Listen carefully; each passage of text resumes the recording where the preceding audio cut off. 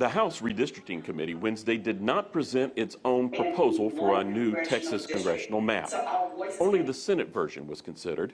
The map includes 2 new districts, giving Texas 38 congressional districts because of the increase in population.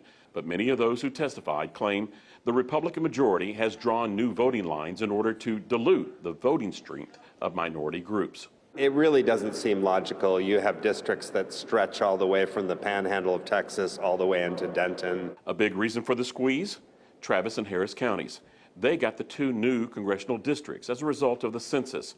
But doing that, according to San Antonio resident Gina Castaneda, has hurt her neighborhood.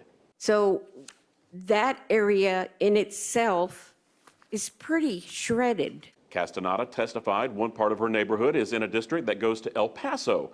Neighbors across the street would be in a district that includes Austin, and others not far away are in a district that stretches all the way to Laredo.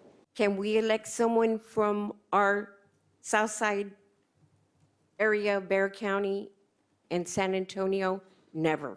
Voting maps that look like a bowl of spaghetti cooked up in the Capitol grill, there's nothing new about that. The same complaint was made 10 years ago.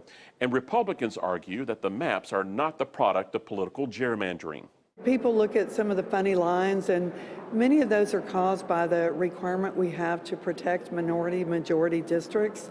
And so as the lines go down and pick up minorities in various areas, then that means all the other districts have to be drawn around them, and it's assumed it's for nefarious reasons when it's really not. It's a requirement.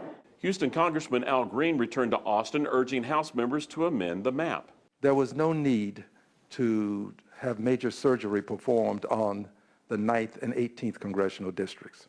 If the Senate map is approved, Green would have to run for re-election against fellow Democrat Sheila Jackson Lee. Her home address was moved into his district.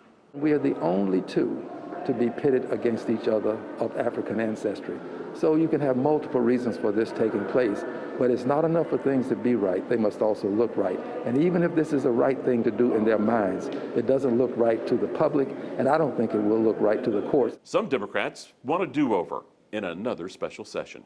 This only happens every 10 years after a census. We have to get it right. We shouldn't rush through this process because, oh, we're behind. We should take the time to do it in the 4th legislative session so that we can get it done right.